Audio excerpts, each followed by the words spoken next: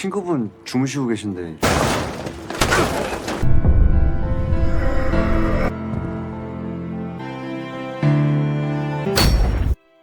Assalamualaikum warahmatullahi wabarakatuh. Gimana kabar kalian? Semoga kalian sehat selalu dan dilancarkan rezekinya. Kembali lagi dengan Mimin di channel Hideyo yang kali ini akan membahas film terbaru yang sangat bagus dan pastinya seru cuy. Jadi film ini mengisahkan tentang seorang mahasiswa culun yang bisa mendeteksi seorang penjahat lewat bulu kuduknya. Bahkan menariknya lagi, pria ini memiliki keberuntungan yang tidak ada habis-habisnya. Nah, karena hal itulah si pria ini memanfaatkan keistimewaannya itu untuk menghukum para penjahat dengan caranya sendiri. Lalu seperti apakah keseruan filmnya? Oke, sebelum lanjut siapkan dulu kopi dan cemilan kalian, dan inilah A Killer Paradox. Kisah dimulai dengan seorang pria bernama Lintang yang terlihat sedang gabut di rumahnya. Diketahui Lintang ini memiliki kakak perempuan bernama Yong yang dikabarkan sebentar lagi akan menikah. Lalu Lintang sendiri merupakan seorang mahasiswa dan memiliki dua sahabat baik bernama Han dan juga Miu. Kemudian Lintang menceritakan kalau ia ingin membuat hal-hal spektakuler di hari liburnya nanti, yang dimana ia ingin pergi ke negara Kanada yang selalu ia impikan dari kecil. Bahkan ketika pulang ke rumah, Lintang ini selalu menonton vlog yang membahas soal keindahan Kanada. Namun karena ongkosnya sangat mahal, Lintang pun tidak bisa pergi ke sana dan hanya bisa mengagumi keindahan negara Kanada lewat lukisan saja. Kemudian sepulang sekolah, Lintang ini ternyata selalu bekerja di Indomaret sebagai pekerja paruh waktu. Dengan penuh semangat, ia pun bekerja di sana walaupun ia harus menghadapi seorang pelanggan bernama Pak Bagong yang sangat ngarudetkeun. Yang dimana Pak Bagong memesan sebuah rokok tetapi uangnya kurang, dan ketika ditagih Pak Bagong ini malah meledeknya.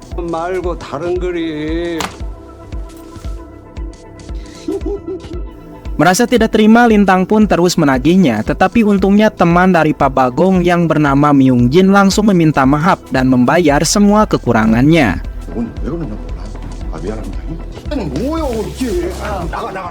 Kemudian saat jam pulang, Lintang sempat meminjam sebuah palu kepada bosnya, yang dimana palu tersebut akan ia gunakan untuk memasang lukisan Kanada miliknya yang berada di rumah. Tetapi saat di jalan, Lintang tidak sengaja melihat Pak Bagong sedang tertidur pulas di gang sempit karena efek dari mabok. Lalu Lintang meminta Myung Jin untuk segera membawa Pak Bagong pulang karena sebentar lagi akan turun hujan. Namun Myung Jin yang sama mabok juga ternyata tidak peduli dan ia malah menghajar Lintang secara brutal. 친구분 주무시고 계신데.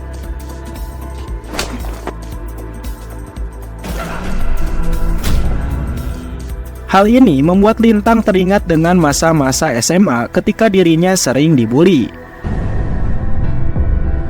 인생은 주관식이 아니라. Lalu Lintang yang tidak mau menjadi pecundang lagi, akhirnya ia memutuskan untuk melawan.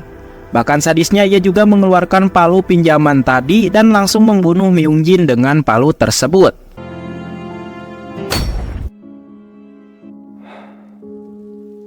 Melihat itu Lintang panik karena ia telah kerasukan setan dan tidak sengaja membunuh Myung Jin. Dan tidak lama muncullah seorang wanita berkacamata hitam lewat ke sana sambil membawa seekor anjing. Dan untungnya wanita tersebut buta sehingga ia pun menghiraukan kejadian itu. Kemudian saat mandi, Lintang berhalusinasi melihat arwah Myung Jin yang meminta pertanggungjawaban kepada dirinya karena telah membunuhnya. Yang dimana Myung Jin ini memiliki seorang ibu dan 3 anak yang masih membutuhkannya. Di sini Lintang tentu saja panik dan langsung memikirkan bagaimana nasib ibunya jika melihat Lintang masuk penjara. Lalu saat akan tidur, Lintang mendengar ketukan pintu dan saat dibuka ternyata itu adalah si Han yang ingin numpang tidur di rumahnya karena ia habis mabuk dan takut dimarahi. Di sini Lintang pun tidak mau menceritakan apa yang telah terjadi kepada temannya. Dan ia mencoba searching di Google mengenai pasal-pasal dan berapa tahun hukuman atas kesalahan yang telah ia lakukan. Awalnya Lintang ingin menyerahkan diri kepada polisi. Namun seketika dirinya teringat bahwa dulu ia sering disewa oleh wanita micet. Bahkan ia juga sering mencuri HP para murid di sekolah dan ternyata semuanya berjalan lancar tanpa membuat dirinya masuk penjara. Mengingat itu semua, Lintang pun tidak jadi menyerahkan diri kepada polisi karena ia yakin keberuntungannya masih di pihaknya. Tetapi tiba-tiba Lintang teringat lagi dengan palu yang ia gunakan untuk membunuh, yang dimana palu tersebut telah terjatuh di TKP. Akibat hal itulah Lintang pun panik lagi dan takut dirinya akan masuk penjara. Kemudian pagi harinya kita akan diperkenalkan dengan seorang detektif bernama Jang Nan yang sedang menyelidiki kasus kematian Myung Jin. Tetapi Jang Nan sangat kesulitan untuk mengungkapkan siapa pelakunya karena tidak ada CCTV di area sana. Dan ia hanya menemukan beberapa makanan di sebuah keresek yang bertuliskan nama minimarket tempat Lintang bekerja. Sementara Lintang sendiri ditelepon bosnya untuk masuk bekerja karena salah satu rekannya tidak bisa bekerja hari ini karena ada keperluan. Kembali lagi dengan detektif Jang Nan yang sedang mendatangi minimarket dan meminta pil CCTV kepada bosnya Lintang. Kemudian saat menunggu di luar, detektif Jang Nan dihampiri oleh dua murid bolos yang ingin meminjam sebuah korek. Tetapi Jang Nan merasa curiga kepada mereka berdua dan ia langsung membawa mereka ke kantor polisi untuk diinterogasi. Kemudian di kantor polisi, mereka berdua pun dinasihati oleh rekannya Jang Nan dan meminta dua murid tersebut untuk tidak bolos lagi. Sementara Jang Nan sedang melihat rekaman CCTV yang menunjukkan Lintang adalah orang terakhir yang menjaga minimarket sebelum kejadian itu terjadi. Tanpa pikir panjang, ia pun kembali mendatangi minimarket dengan tujuan untuk menginterogasi Lintang. Lalu Jang Nan mengingatkan dua orang semalam yang telah membuat Lintang kesal. Dan ia juga sempat bercanda jika Lintang mungkin telah membunuhnya. Di sini Lintang tentu saja panik karena ia memang membunuhnya. Tetapi Jang Nan hanya bercanda saja dan ia hanya membutuhkan isi obrolan Pak Bagong dengan Myung Jin ketika berada di minimarket ini. 그래서 죽였어요. 애와 내용이 중요하거든. Lalu Myung Jin menjawab bahwa mereka berdua hanya membahas soal masalah keluarga mereka. Dan saat itu Lintang melihat Jang Nan sedang mengunyah permen karet dan ternyata Lintang langsung teringat jika dulu ia juga mengunyah permen karet yang sama sambil memegang palu. Disinilah Lintang pun langsung keringat dingin karena ia takut aksinya terekam oleh CCTV. Namun tidak lama datanglah detektif Yong Jae yang mengabarkan bahwa berdasarkan sidik jari dan salah satu saksi, Pak Bagong dengan Myung Jin memang terlibat saling membunuh. Ditambah lagi dengan momen Lintang saat mengambil palu, ternyata hal itu tidak terlihat oleh CCTV karena terhalangi oleh kecoa yang kebetulan nempel di CCTV. Akibat hal itulah Lintang pun selamat dari tuduhan, tetapi detektif Jang Nan memarahi rekannya karena telah membicarakan informasi-informasi penting di hadapan orang yang sedang dimintai keterangan. 영재, 네. 나대지 말라고. Kemudian pihak polisi mulai menginterogasi istrinya Pak Bagong untuk menanyakan kegiatan apa yang dilakukan oleh suaminya. Lalu si istri menceritakan jika dulu suaminya sering membawa Myung Jin pulang ke rumah karena mereka berdua memang bekerja di perusahaan yang sama.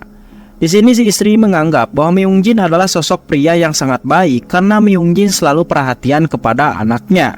Bahkan ia juga memberinya kue ulang tahun, padahal suaminya sendiri yaitu Pak Bagong tidak ingat dengan hari ulang tahunnya. Akibat hal itulah si istri merasa nyaman dan selalu bercocok tanam dengan Myung Jin secara diam-diam ketika Pak Bagong tidak berada di rumah. 알고 지낸 지는 한 3성격도 서글서글하고 항상 독립을 하고 나면 Kemudian pagi harinya Jang Nan kembali mendatangi Lintang di Indomaret karena dirinya seolah-olah merasa curiga kepada Lintang karena Lintang ini adalah orang terakhir yang bertemu dengan Myung Jin. Tetapi Jang Nan belum bisa mengungkapkannya karena kekurangan barang bukti. Ditambah lagi dengan pengakuan temannya Lintang yaitu Si Han yang mengaku bahwa dirinya telah diinterogasi oleh polisi ketika di kampus karena Han merupakan temannya Lintang. Kemudian mereka berdua pun pergi ke kedai untuk mabok bareng agar masalah mereka bisa terlupakan. 한 잔 더 하고 가자. Sementara itu detektif Jang Nan mendapatkan laporan bahwa Myung Jin ternyata nama aslinya adalah Yob Yu Il dan merupakan seorang pembunuh berantai yang selama ini dicari-cari oleh polisi. Lintangnya melihat berita tersebut tentu saja terkejut dan ia kini tidak merasa bersalah apa yang telah ia lakukan. Karena Lintang merasa dirinya telah membunuh orang yang pantas untuk mati. 윤명진 씨의 DNA를 정밀하게 여긴 경찰의 정밀 DNA 2009년 강원도 지역에서 Malam harinya saat Myungjin colai, tiba-tiba bayangan Myungjin datang lagi dan menanyakan mengapa Lintang tidak mau bertanggung jawab atas kematiannya. Mendengar itu Lintang marah dan ia langsung mencekiknya sambil mengatakan jika Myungjin pantas untuk mati karena seorang pembunuh berantai.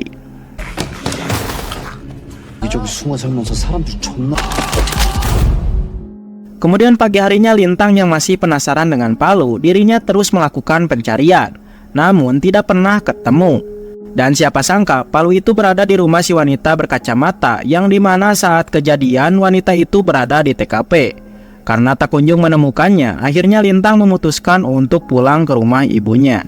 Dan sesampainya di sana, si Lintang ini bukannya disambut baik oleh sang ibu, malahan ia disuruh untuk membuang sampah. Di tempat lain, detektif Jangnan mendapatkan kabar bahwa ayahnya telah masuk rumah sakit. Mengetahui itu, ia pun langsung membeli jus botolan untuk dibawa ke sana. Namun ketika dibuka, ternyata isinya salah dan hal itu tentu saja membuat Jangnan marah-marah dan membuang jus tersebut. Alhasil, Jangnan pun tidak membawa apa-apa sehingga sang ibu langsung memarahinya karena Jangnan jarang pulang dan sekalinya menjenguk dirinya tidak membawa apa-apa.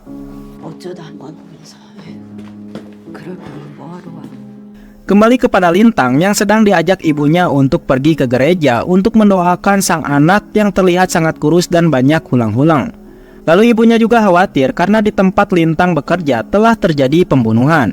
Sementara di kantor, para anggota polisi mendapatkan laporan dari atasan bahwa kepercayaan mereka kini telah menurun drastis kepada kinerja mereka.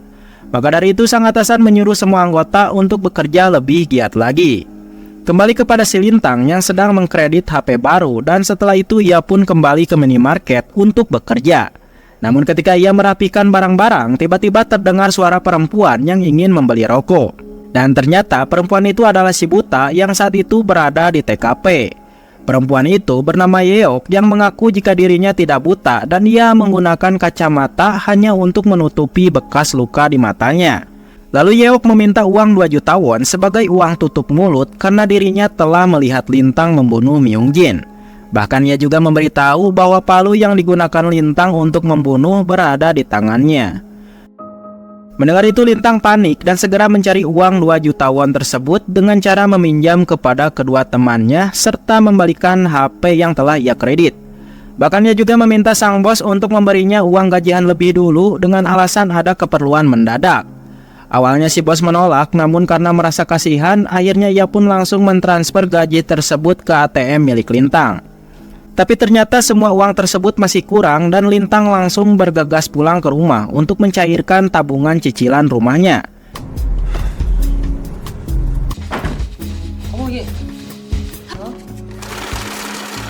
Setelah semua uangnya terkumpul, Lintang pun kembali ke Indomaret untuk menunggu Yeok datang.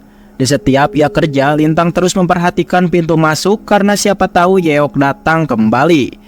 Tidak lama dari itu terdengarlah suara pintu dan saat dilihat ternyata itu adalah si bos. Lalu si bos mengatakan bahwa di luar ia sempat melihat wanita buta yang sangat mencurigakan. Mendengar itu Lintang langsung keluar untuk mengeceknya, namun ia tidak menemukan Yeok di sana. Tetapi dirinya tidak sengaja menemukan sebuah bungkus rokok yang bertuliskan sebuah alamat rumah Yeok. Tanpa pikir panjang, Lintang langsung pergi ke rumah Yeok untuk memberikan uang sogokan. Di sana Yeok mengatakan kalau ia sempat terkejut ketika melihat Lintang telah membunuh di hadapan matanya sendiri. 얼마나 믿음직한 사람인가. 사실 저 진짜 놀랬잖아요 그날. 다른 아저씨도 그쪽이 죽였어요? 돈 좀 보여주세요. Lalu Yeok menyuruh Lintang untuk menghitung uang 2 juta won itu. Dan setelah dihitung, uang itu memang pas. Lalu Lintang meminta Yeok untuk tutup mulut dan memberikan palu miliknya. Mendengar itu Yeok setuju asalkan Lintang mau memberikan uang 2 juta won setiap bulan dan bukannya 1 kali saja. Di sini Lintang pun tentu saja langsung protes karena sebelumnya tidak ada kesepakatan. Dan Lintang pun merebut palu miliknya dan segera bergegas pergi. Namun Yeok dengan santai mengatakan jika dirinya tahu soal latar belakang Lintang yang merupakan seorang mahasiswa.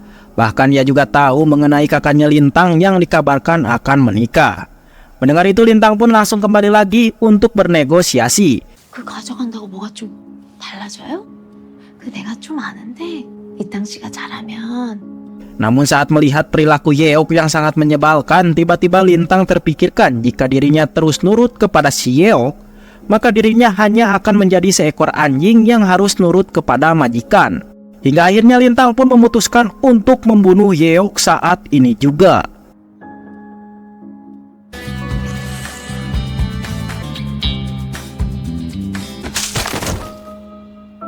Lalu Lintang mengambil kembali semua uang-uangnya dan segera pergi dari sana. Beberapa hari kemudian seorang kurir iseng mengintip lewat pintu karena Yeok tidak mengambil pesanan susunya. Di saat itu juga ia pun melihat jasad si Yeok dan segera melaporkannya kepada polisi. Saat polisi melakukan penyelidikan, tiba-tiba mereka menemukan sesuatu yang aneh, yang dimana mereka menemukan sebuah tengkorak di halaman rumah Yeok. Sementara Lintang sendiri sedang depresi dan merasa bersalah karena dirinya telah melakukan pembunuhan lagi. Lalu ia juga merasa heran mengapa dirinya belum ditangkap juga padahal ia telah meninggalkan jejak di TKP. Sambil memikirkan hal itu, Lintang juga berhalusinasi melihat wajah si Yeok yang telah hancur akibat dipukul palu. Sementara di kantor, tim forensik mengatakan bahwa mereka tidak menemukan sidik jari siapapun karena di setiap tempat telah dipenuhi air liur anjing. Sedangkan Lintang yang belum mengetahui jika dirinya telah aman tiba-tiba memutuskan untuk bunuh diri. Namun aksinya itu gagal karena mendengar suara ketukan pintu dan ternyata itu adalah si Han yang merasa khawatir kepada Lintang yang tidak pernah ngampus. Bahkan si Han juga merasa aneh dengan perilaku Lintang akhir-akhir ini karena kemarin Lintang merengek untuk meminjam uang dan sekarang ia pamer uang. 병신 같은 새끼. 넌 평생 이렇게 쓰레기처럼 살아라. Kembali ke kantor polisi yang dimana mereka yakin jika kasus ini adalah pembunuhan. Namun mereka masih kesusahan untuk membuktikannya karena kekurangannya barang bukti. Lalu salah satu polisi disuruh atasannya untuk pergi mengantarkan anjing si Yeok ke penampungan. Dan saat di jalan, anjing tersebut tiba-tiba ingin masuk ke tempat karaoke seperti menyadari sesuatu. Tetapi si polisi tidak merasa aneh dan ia malah menganggap anjing ini ingin minum bir. Namun siapa sangka di tempat itu ternyata ada Lintang yang sedang stres karena memikirkan nasib dirinya. Apalagi masalah baru muncul sebab si bos minimarket telah melaporkannya ke polisi gara-gara Lintang tidak bekerja, padahal sudah menerima gaji lebih dulu. Kembali lagi dengan si polisi yang masih mengurusi anjing milik si Yeok. Namun dari kejauhan dua murid berandalan yang kemarin ditangkap oleh detektif Jangnan ternyata sedang mengawasinya. Bahkan mereka juga merasa dendam kepada si polisi dan memutuskan untuk membunuhnya. 건드리면 좋대. 아 뭐가 좋아? 그 새끼 알지? 그 톱장남 새끼. 아 걔나. Sementara Lintang sendiri melihat berita di HP mengenai si Yeok yang ternyata seorang psikopat yang telah membunuh orang tuanya sendiri. Di sini Lintang pun terkejut dan merasa pede karena dirinya lagi-lagi membunuh orang yang pantas untuk dibunuh. Di tempat lain, dua berandalan tadi ternyata enggan untuk pulang ke rumah karena takut dicari polisi. Namun saat itu mereka ingin merokok dan tidak memiliki uang. Tetapi kebetulan Lintang lewat ke sana sehingga mereka pun memutuskan untuk memalak si Lintang. Terlihat Lintang yang sudah menjadi pembunuh berdarah dingin berusaha untuk santuy menghadapi mereka. Padahal aslinya ia gemetar dan bulu kuduknya berdiri.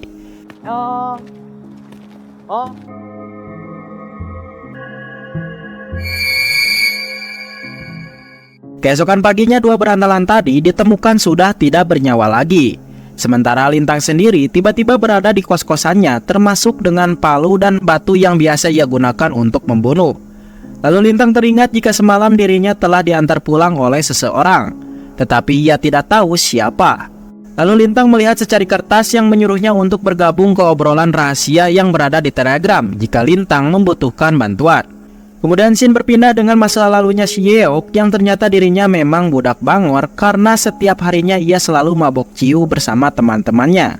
Namun saat itu ia mengalami musibah karena gasolin yang akan dia gunakan untuk membakar rokok tiba-tiba bocor dan ngebeleduk.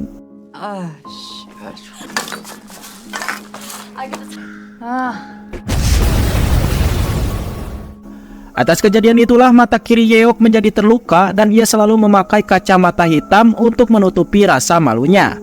Lalu ia pun frustasi dan memutuskan untuk membunuh kedua orang tuanya dengan cara hal gila, yang dimana ia menggunakan gas 3 kg untuk membius mereka. Namun di saat itu ibunya terbangun sehingga Yeok yang panik langsung menggunakan pisau untuk membunuh mereka berdua.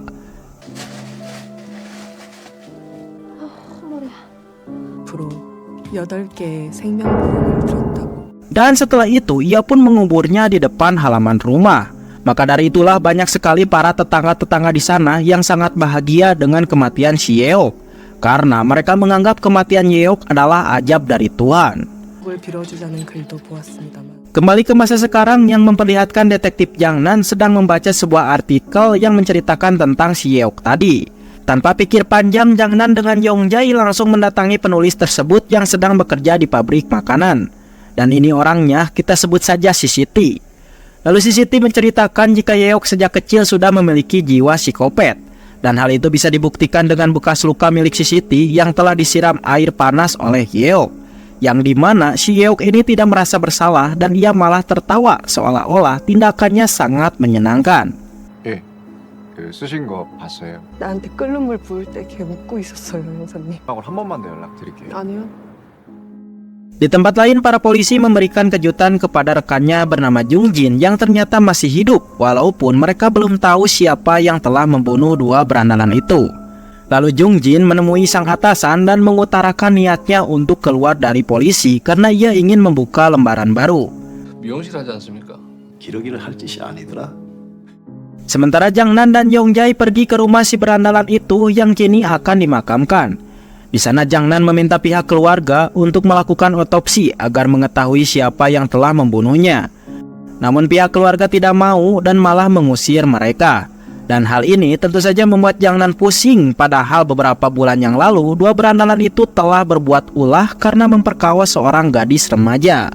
Dan siapa sangka gadis remaja itu memutuskan untuk bundir karena tidak mau membuat orang tuanya menanggung malu. 자살했어. Kemudian saat hari pemakaman, orang tua pelaku datang dengan wajah watados dan mengatakan bahwa kejadian yang menimpa si korban bukan pemerkosaan, melainkan atas dasar suka sama suka. Di sini orang tua korban tentu saja tidak terima, ditambah lagi dengan pihak berwenang yang membebaskan dua berandalan itu dengan alasan mereka masih di bawah umur. Yong-jae yang mendengar cerita tersebut langsung berpikiran apakah mungkin pembunuhan dua berandalan itu ada kaitannya dengan keluarga korban yang saat ini belum terima.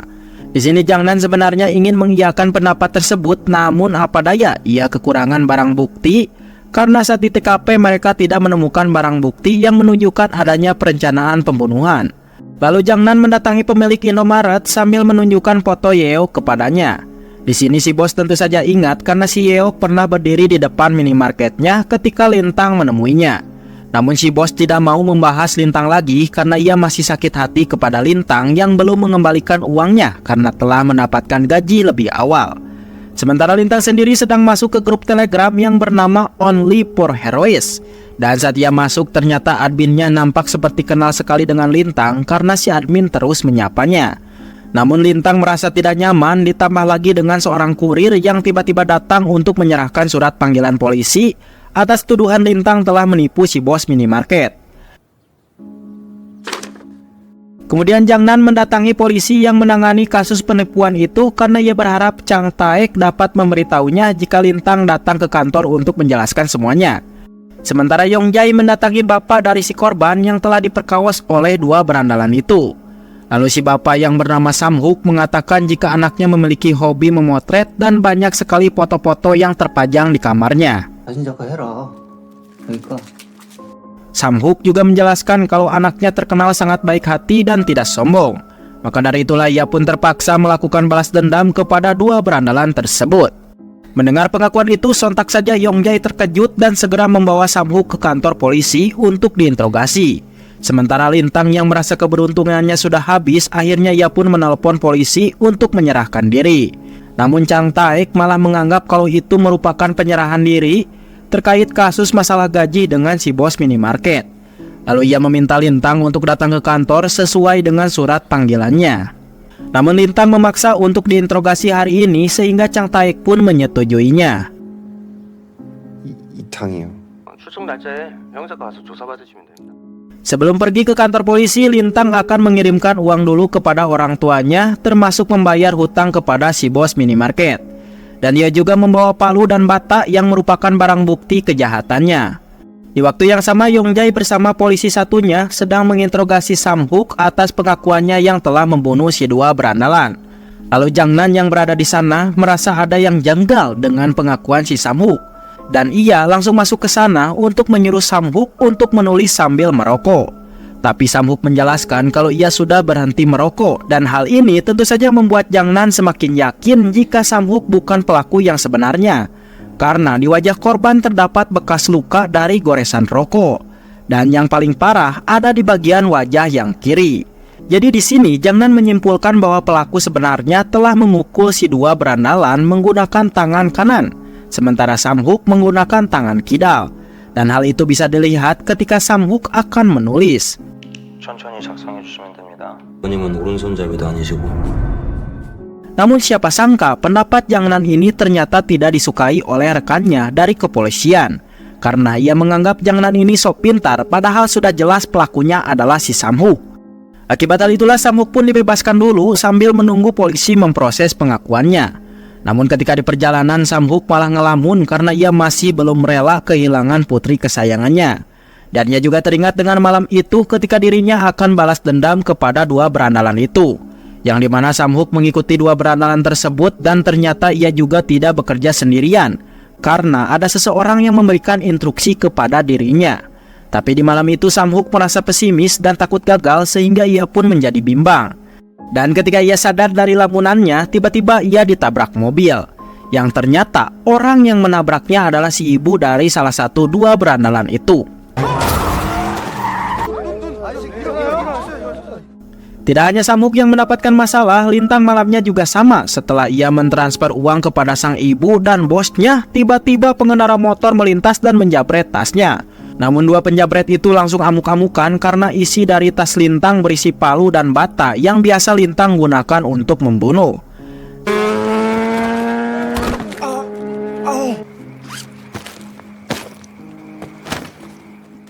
Sementara Samhoek yang ternyata masih hidup tiba-tiba didatangi oleh Jangnan yang terus menanyakan soal pelaku aslinya. Namun Samhoek tetap mengaku jika dirinya adalah pelaku yang sebenarnya. 저희가 신경을 더 썼어야 되는데 참. 살해범하고 아는 사이세요? 속이 후련했습니다. 내일 또 오겠습니다. Setelah Jangnan pergi, Samhoek mengeluarkan HP dan disinilah terungkap fakta jika Samhoek merupakan bagian anggota dari grup Telegram Only for Heroes yang kemarin Lintang chat. Maka dari itu ia pun sangat panik ketika berpapasan dengan Lintang di rumah sakit. 안녕하세요. 여기 계시면 안 돼요? 텔레그램? 네, 하고 싶어요. Lalu ia meminta Lintang untuk segera pergi karena di sini banyak sekali polisi yang sedang memburu Lintang. Di sini saya juga nggak tahu dengan maksud dan tujuan si Samhoek, tapi yang jelas ia berterima kasih kepada Lintang. 빨리 가시라고. 빨리. 근데 여기 번호는 많으니까 빨리 가시라고. Namun sialnya saat Lintang pergi, ia malah bertemu dengan Jangnan yang saat itu langsung mengejarnya. Sementara Samhoek teringat kembali dengan kenangan indah ketika bersama putri kesayangannya sambil mengingat kejadian malam itu, yang dimana saat Samhoek sudah bersiap untuk membunuh dua berandalan itu, dirinya malah keduluan oleh Lintang yang dengan gagahnya membantai dua berandalan tersebut.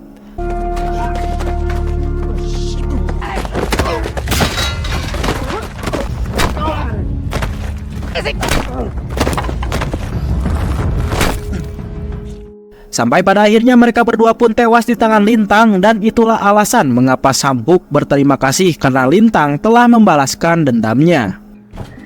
아빠.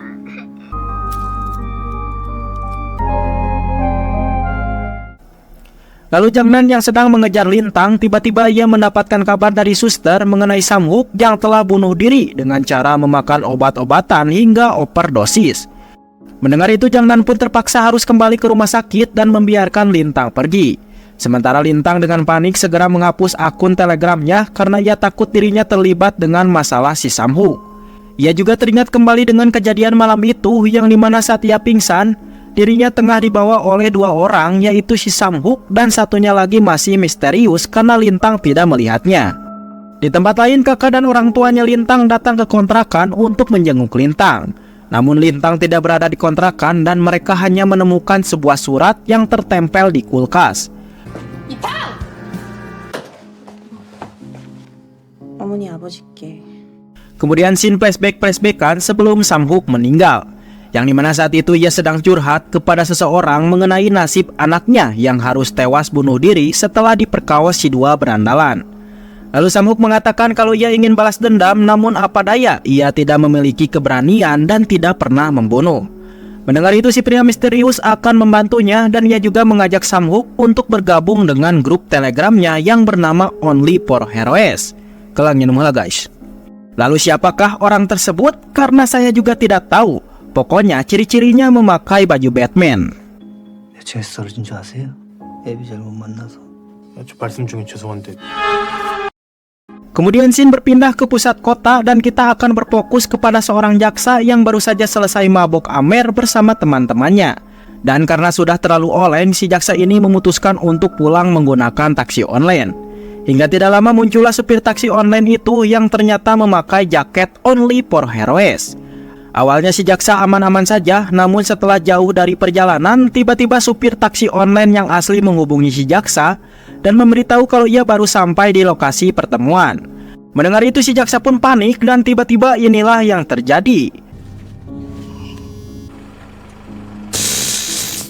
Dan entah apa yang terjadi selanjutnya karena si jaksa ditemukan sudah dalam keadaan mengambang di tengah sungai.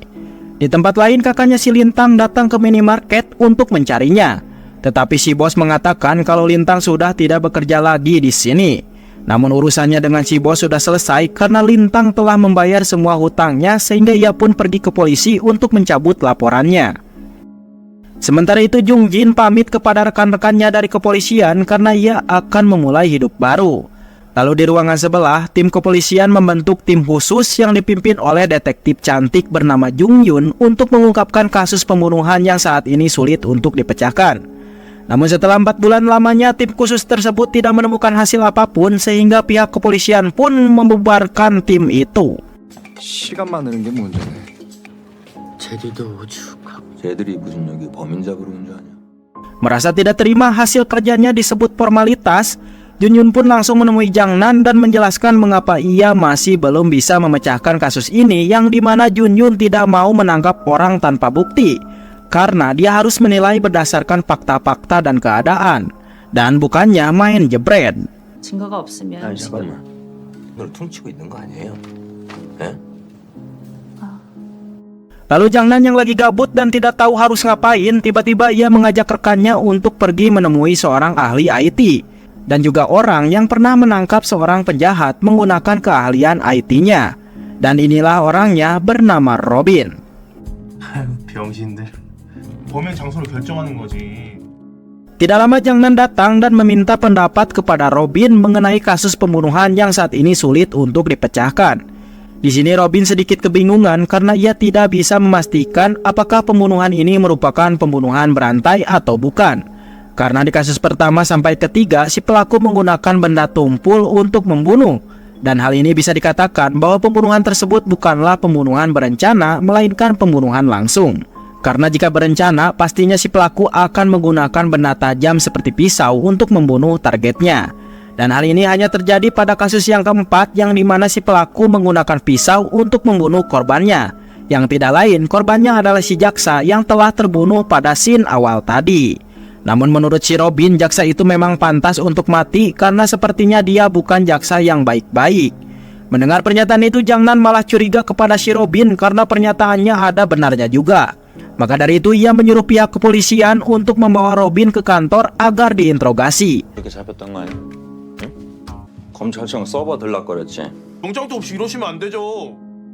Namun sesampainya di kantor, atasan si Jang Nan merasa kecewa karena menurutnya Robin ini hanyalah seorang netizen aktif dan gak ada hubungannya dengan kasus pembunuhan ini. Lalu sang atasan meminta Jang Nan agar lebih berhati-hati dalam menangkap orang, ditambah lagi dengan dirinya yang sebentar lagi akan pensiun. Jadi intinya dia gak mau meninggalkan tinta buruk bagi kepolisian. Akibat hal itulah Jang Nan pun terpaksa harus mengantarkan Robin kembali pulang ke rumahnya. Keesokan paginya saat sarapan, Jang Nan melihat anjing si Heok sedang pergi dengan cepat seolah-olah ada keperluan. Karena merasa curiga, Jang Nan pun langsung mengikutinya dan ternyata anjing tersebut hanya ingin modal di rumah majikannya. Sementara itu Robin sedang sibuk membereskan semua mainan koleksinya. Dan tidak lama ia didatangi seorang kurir yang membawa tahu raksasa. Lalu di luar Jangnan yang masih curiga kepada si Robin, tentu saja ia meminta rekannya untuk menemui si kurir dan dimintai keterangan. Namun siapa sangka kurir tersebut ternyata si Lintang. Jangnan yang baru menyadari itu tentu saja langsung meminta para bawahannya untuk menangkap si Lintang, sementara dirinya akan menemui si Robin. 중화로 됐으니까 빨리 잡아봐. 근데 중화로가 2개여가지고 제가 모르겠어요.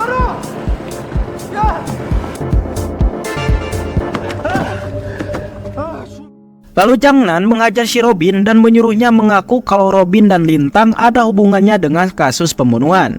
Di sini alasan Jangnan bisa curiga seperti itu karena dulunya si Robin Batman ini pernah melindungi seorang penjahat menggunakan keahliannya dalam bidang IT.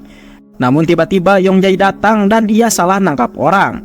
Jelas hal ini membuat Jangnan menjadi kesal karena Lintang telah berhasil lolos, ditambah lagi dengan atasannya yang tiba-tiba menelpon dan memberitahu kalau tindakannya yang barusan dilakukan kepada Robin ternyata disiarkan secara langsung di media sosial dan dilihat oleh masyarakat.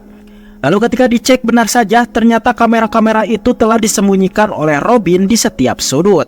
Dan hal ini membuat Jangnan merasa jengkel kepada si Robin karena telah menjebaknya, sehingga ia pun langsung menghajarnya secara brutal.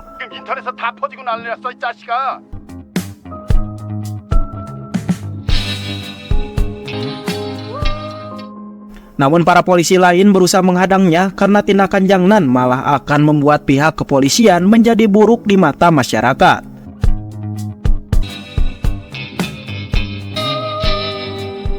Kemudian terjadilah flashback-flashbackan sebelum peristiwa itu terjadi.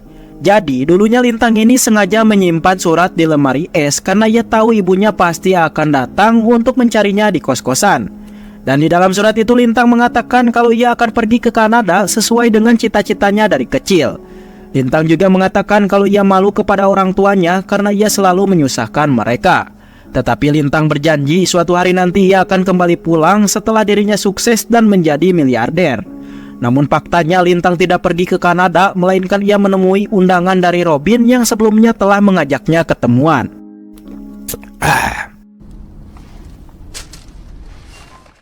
Lalu Robin membawa Lintang ke rumahnya dan memberikan semua berkas-berkas pembunuhan yang telah dilakukan oleh Lintang. Di sini Robin juga menjelaskan kalau Lintang ini memiliki keberuntungan yang tidak ada habis-habisnya. Karena Lintang sudah membunuh 4 penjahat, tetapi sampai saat ini Lintang masih saja belum ditangkap. Heran orang gitu. Dan hal ini merupakan pertanda dari Tuhan agar Lintang bisa memberikan hukuman kepada semua penjahat dengan cara dibunuh. Maka dari itu Robin mengajak Lintang untuk bergabung bersamanya dalam komunitas rahasia bernama Only for Heroes. Lalu Robin mencoba meyakinkan Lintang kalau pertemuan ini adalah takdir dari Tuhan agar mereka berdua bisa bekerja sama untuk menegakkan keadilan di kota ini. 지금 다 장난해요? 자, 여부일 모두 인간 말종 쓰레기다. 정의 구현. Lalu Lintang sempat menyinggung 2 anggota lagi dari Only for Heroes yang sekarang tidak ada di sini. Robin pun menjawab kalau yang satunya Lintang pernah bertemu di rumah sakit, yaitu si Samhook. Sementara satunya lagi Lintang tidak boleh tahu apalagi menemuinya. Kemudian kita akan diperlihatkan dengan ruangan rahasia milik si Robin yang berada di balik lemari. Dan ternyata di sana terdapat banyak sekali pisau, gergaji, dan alat-alat lainnya untuk melakukan pembunuhan. Lalu di malam itu Lintang pun ditugaskan si Robin untuk membunuh si jaksa dengan cara menyamar sebagai tukang taksi online.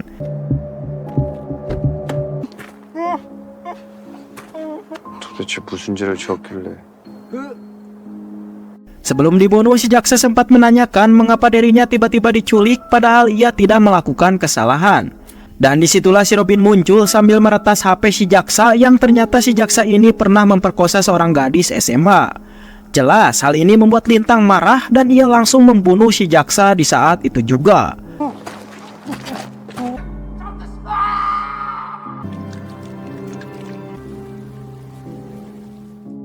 Walaupun mereka sudah satu tim, ternyata mereka berdua tidak boleh tinggal satu rumah agar pihak kepolisian tidak mencurigai mereka. Maka dari itu Lintang akan menjalani kehidupan sebagai tukang kurir sekaligus menjalani misi dari si Robin. Lalu Lintang merasa senang ketika melihat misi penjebakan terhadap Jangnan kini berhasil, yang dimana Jangnan harus diskor dan bosnya dipecat.